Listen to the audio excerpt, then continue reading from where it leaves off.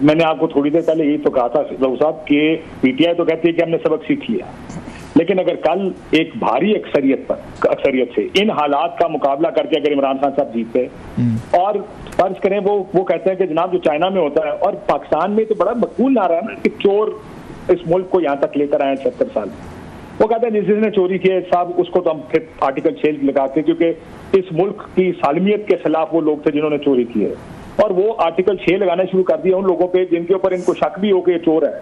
तो फिर तो ये मामला किधर जाके रुकेगा? इसी वजह से जमहूरियत या जमहूरियत पसंद जो जमातें होती हैं वो ऐसे रास्ते नहीं खोलती, बल्कि काशिफ आपको याद होगा फैसल वाडा साहब ने हामिद मीर साहब के शो में कहा था कि जी 5000 बंदा मारना पड़ेगा यहाँ पे, और उस वक्त वजीर थे वो, और ये जनरल बाजवा साहब ने भी सहाफ़ियों से बात की, शायद आप भी मौजूद होंगे उस ब्रीफिंग में, जिसमें उन्होंने कहा जी 5000 लोगों की हमने फहरिस्त बनाई हुई, और इमरान खान वजीर आज़म थे उस वक्त, और फैसल वाडा साहब ने तो मीर साहब के शो में कहा हुआ है कि 5000 बंदे की एक लिस्ट है तो उनको मारना पड़ेगा। सो फाशिस्ट ये टेंडेंसीज तो ऑलरेडी मौजूद थी, आज नहीं थी, 4-5 साल पहले से हमें नज़र आ रही थी कि जो हुक्मरान आ रहा है वो यहाँ पर फांसियाँ लगाना चाहता है अपने मुखालफिन को, या जो भी लिस्ट बनी हुई थी। सर वो उसमें करेक्शन आ गई थी कि 5000 की लिस्ट होगी ना, जब 2000 को लगेंगे 3000 खुद ठीक हो जाएंगे। तो थोड़ी सी मॉडिफिकेशन की बात नहीं मेरे सामने किसी ने की थी। ठीक है, तो ये बात ठीक है आपकी। देखिए बहुत से लोगों के दिमाग में जो सोल्यूशंस हैं वो बड़े इसी किस्म के सोल्यूशन, झटका सोल्यूशन है कि बंदे फाइल ला दो, बंदों को ठोक दो, और इस तरह अगर हम 2000 बंदा 1000 बंदा 5000 बंदा मार देंगे तो ये ठीक हो जाएगा। या चाइना वाली ताकत चाहिए, या सऊदी अरब वाला पावर चाहिए कि जिसको दिल किया जेल में डाल दिया, जिसको दिल किया फांसी लगा दिया। देखिए ये रास्ते मैं फिर वही कह रहा हूँ कि देखिए कुछ लोगों के बारे में तो आप कहते थे, आज भी मैं अता तारक साहब को सुन रहा था कि जो कहते हैं फैशिस्ट हैं, देखो इन्होंने मरीम नवाज को बाप के सामने गिरफ्तार किया, फिर उन्होंने कहा कि वो बहन को फरियाल तालपुर साहिबा को गिरफ्तार किया ईद वाले दिन। तो एक गलत, आप खुद जिन चीजों की मिसालें देते हैं कि ये गलत और ये फैशिज्म है, क्या किया पिछले 2 साल में इनकी हुकूमत ने? जो पहले पीडीएम की गवर्नमेंट थी, खवातीन को बालों से पकड़ के सड़कों पे घसीटा है, लोगों के घरों में घुस के उनकी माओ बहनों के साथ बदतमीजी की है। अब जो जिस चीज का गिला ये खुद किया करते थे कि हमारे साथ है या हमारे साथ गलत हुआ है, आज वही गलती दोहरा रहे हैं। वो इमरान खान की बीवी को अंदर रखा हुआ है, उनकी जमानत हो गई, एक केस में दूसरा केस डाल दिया। तो मसला ये, इधर सबक कोई नहीं सीखता। इस मुल्क में सबका जो कंप्लेन है सबसे बड़ा वो ये है कि हमारे साथ मत करो। अगर इस्टेब्लिशमेंट में किसी की मदद करनी है तो मेरी मदद करो, मेरे मुखालिफ की मदद आप नहीं करते। अगर किसी को घसीटना है, किसी औरत को जेल में डालना है, आज सनम जावेद को देखें जी, आज उसकी जमानत हुई है। पिछले 1 साल से ड्रामा लगा हुआ है इस मुल्क में कि अदालतें जमानत देती है, उठा के किसी और केस में दोबारा अंदर कर देते। आज इस्लामाबाद हाईकोर्ट ने जुमेरात तक का टाइम दिया है उनको। ये हम इस मुल्क को सब लोग एक जैसे हैं रऊफ साहब, ये याद रखें, मौका मिलने की बात है। ऐसे ही है, ये मौका मिल जाए तो सब फैशिस्ट है। सबका दिल है कि अपने मुखालिफ को तुन के रख दें, सबका दिल है कि अपनी सोनिया और जन गलियां के विच मिर्जा यार फिरे। सबकी सोच यही है, अपने मुखालिफ को मारने के लिए वो किसी को भी अपना कंधा देने को तैयार है। क्या हुआ पिछले 1 साल में? मियां साहब ने डीलें की ना, वो जो वोट को इज्जत दिलाना चाहते थे।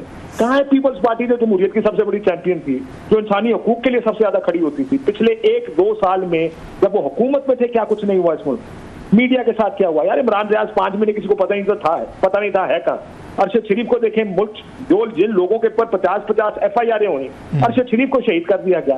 किसी ने, आपने बिलावल भुट्टो के मुंह से कोई बयान सुना कि ये इंसानी हकूक के खिलाफ है, ये नहीं होना चाहिए, या हम हुकूमत छोड़ देंगे अगर इस तरह का तर्ज अमल दोबारा हमने देखा?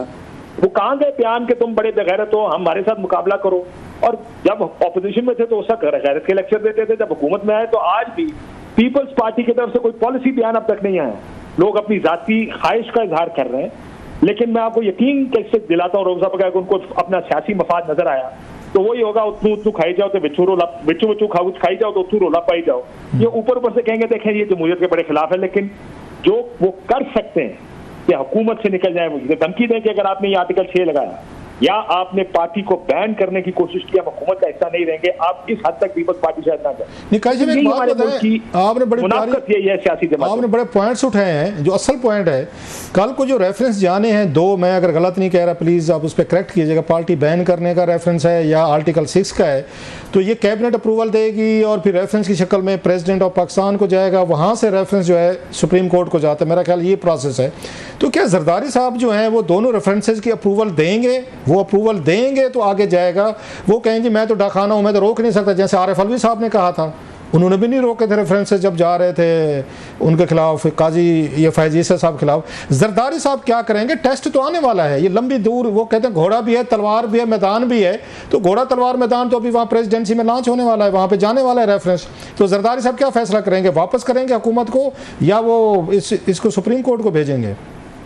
देखिए, मैं अगर गलत नहीं हूँ, मैंने देखे आपने नुक्ता उठाया, ये मुझे चेक करना चाहिए था।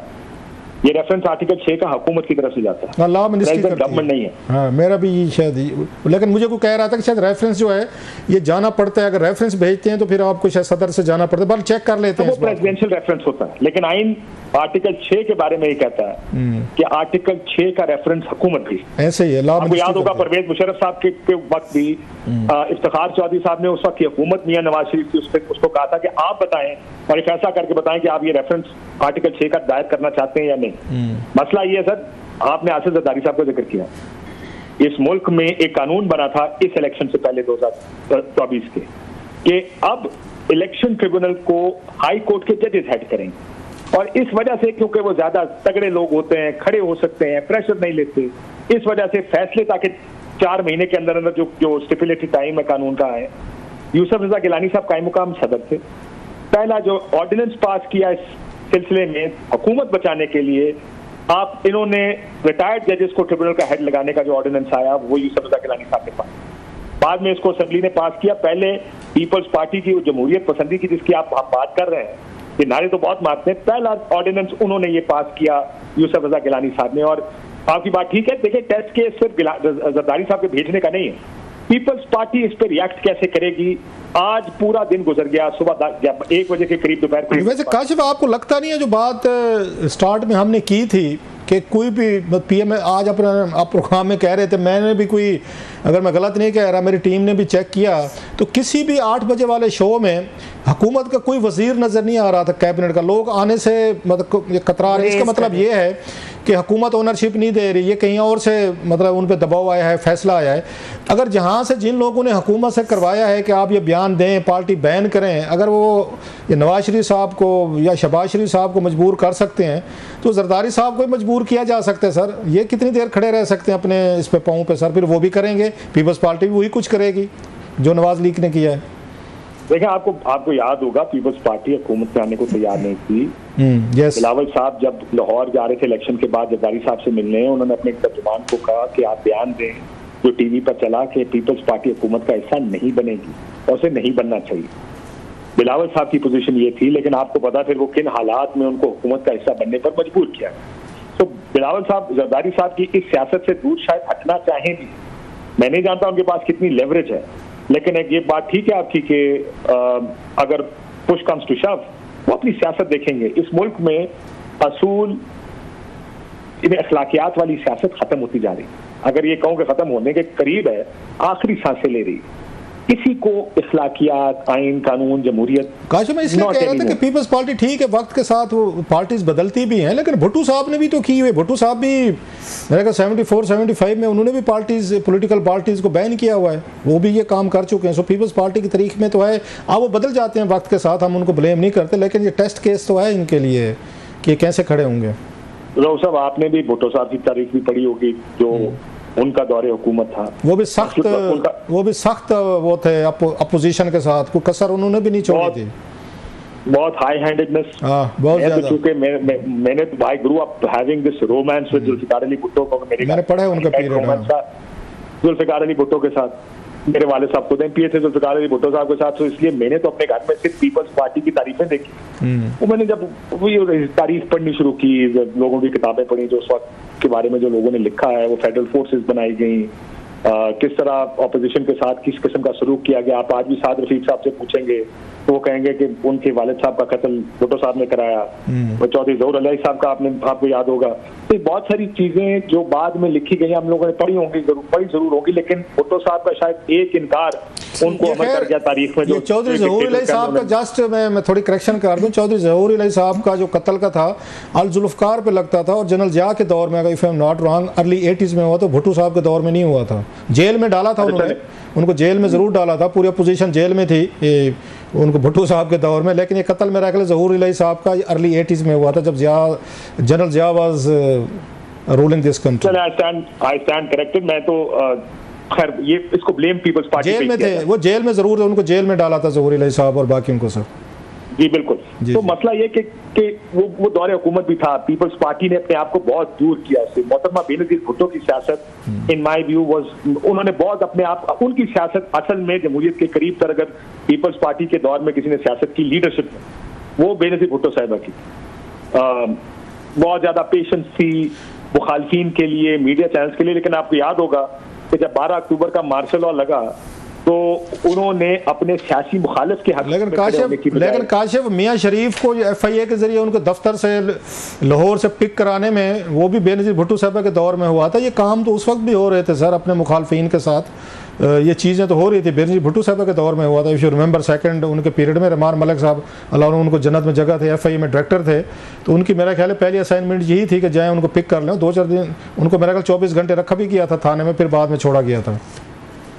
अब मैं आपसे ये कहता कि उन्होंने 12 अक्टूबर के उस इक़दाम की हिमायत भी की थी जब मार्शल लॉ लगा इसमें।